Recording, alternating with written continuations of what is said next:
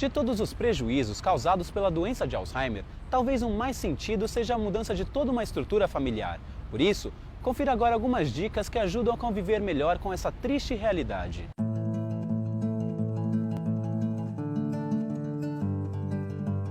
Pequenos esquecimentos. É assim que a doença de Alzheimer começa a se manifestar.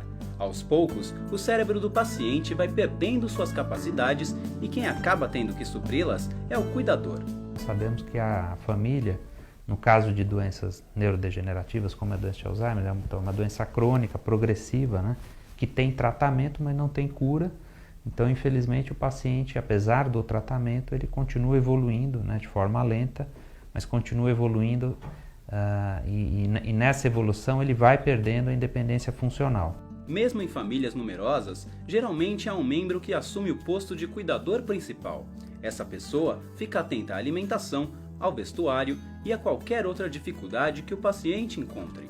Mas muitas vezes, esse cuidador acaba se sentindo sobrecarregado, o que causa sofrimento e estresse. A grande maioria das vezes, o familiar acaba dando sinais, né, de que ele não está mais aguentando cuidar do paciente. Então esse é o momento de começar a discutir de forma objetiva, né, como lidar com essa situação. Então, ou arrumar alguém para cuidar em casa, né, e aí vai ser um cuidador remunerado, ou chamar outras pessoas da família para dividir esse cuidado, né, ou então mesmo pensar em internar esse paciente numa instituição de longa permanência. Ainda na forma inicial da doença de Alzheimer, o paciente começa a sofrer uma confusão mental, tendo dificuldade em perceber em que dia está, qual é o horário ou se já se alimentou.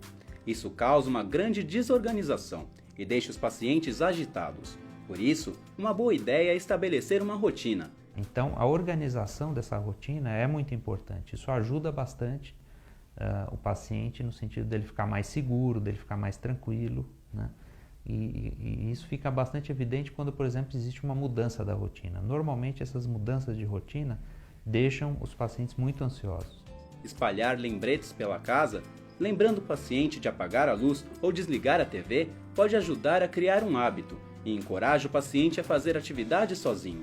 Eu acho que os cuidadores têm que tentar evitar, né, no primeiro sinal de dificuldade, se adiantar e fazer as coisas pelo paciente. Então, acho que o cuidador tem que ficar vigilante, né? Ele tem que observar e, à medida que ele percebe que o paciente vai tendo mais dificuldade, ele vai tentando dar suporte, né? Ajudando, né? Mas sem fazer pelo paciente. Isso realmente não é bom. Muitos pacientes em estágio inicial saem de casa e esquecem onde estão. Por isso, uma atitude que pode ajudá-los é pedir para usarem uma identificação com nome, endereço e telefone. Outros cuidados também podem ajudar. Estimule o convívio social e familiar do doente e evite que ele fume ou beba álcool em excesso. É importante também não deixar de cuidar de si mesmo. Se você é cuidador, alivie o estresse fazendo exercícios físicos e procure ajuda quando sentir que é necessário. Para saber mais sobre Alzheimer, acesse minhavida.com.br. Quai, seu app de vídeos curtos.